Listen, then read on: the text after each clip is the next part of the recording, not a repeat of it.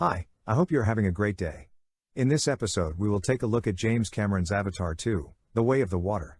The movie has a lot of neat and cool shots of the interesting wildlife and CGI perfection. This make up a huge part of the film, but the story itself is rather simplistic, but with 13 years in the making and the movie being more than 3 hours long, we got a lot to cover. So let's jump in. The movie opens with Jake Sully narrating his modest and tranquil life as chief of the Omaticaya clan and raising a family with his wife Ney'tiri.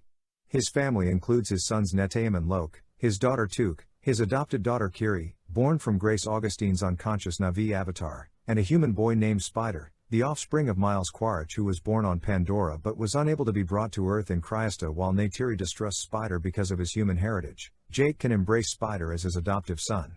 Spider is more drawn to Na'vi culture and traditions than his human background. They go about their daily lives as usual until they suddenly spot an unusual star in the night sky. They are shocked to learn that it is an RDA spaceship carrying people who are colonizing Pandora and building a new main operations base, significantly harming Pandora in the process. Colonel Quaritch, who has been cloned into a Na'vi body and has had his memories from before his death uploaded, is one of the newcomers in the ship. Quaritch is therefore unable to recall his death at Jake's hands and is instead only able to recall the past and his vengeful mission to kill Jake. Jake directs a systematic guerrilla operation against the RDA supply lines, weakening them, to stop the RDA from abusing Pandora once more.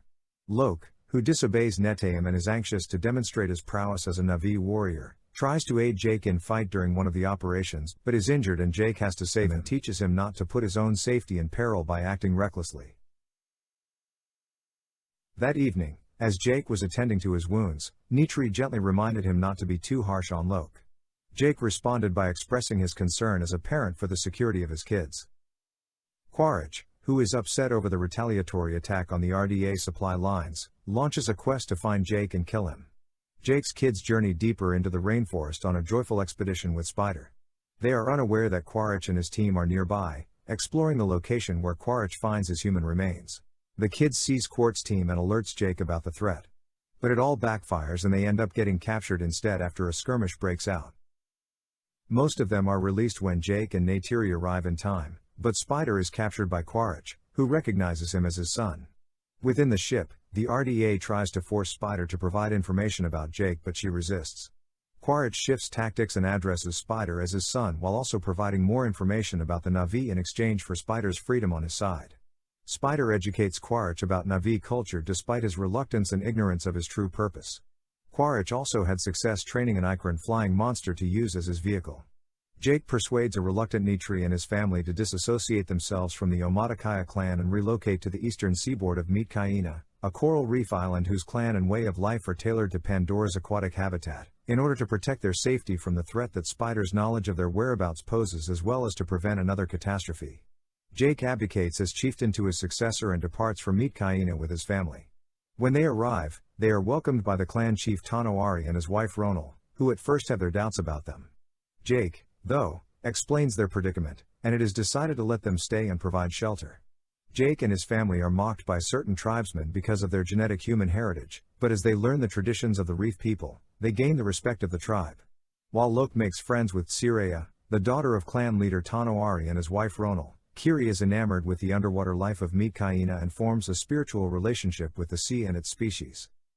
In the process of adjusting to their new surroundings, Loke fights with Tsiraya's brother Aonung after the latter makes a harsh remark about Kiri and him because of their mixed human ancestry. Jake corrects his son's behavior. Loke returns to apologize to Aonung and his pals on Jake's persuasion. However, they seduce him into traveling into the Akula's domain, a hazardous sea predator, and abandon him there as payback, in an attempt to harm Loke. But Payakan, a tulkun, a peaceful and intelligent type of cetacean, whom the Ney'tiri regard as their spiritual family, saves Loke and becomes his companion. Through signing, Loke is able to communicate with Payakan and helps him to take out an harpoon head from his right fin.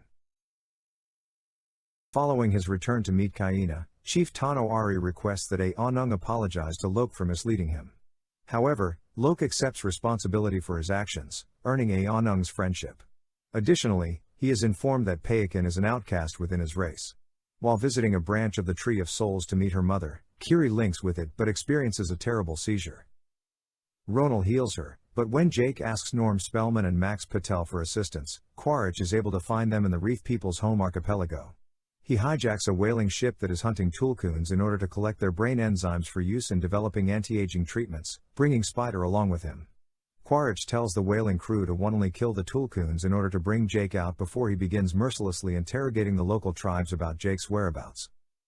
When Locke mentally connects with Payakan, he discovers that the tulkun was expelled because he disobeyed his species rules and attacked the whalers responsible for his mother's death.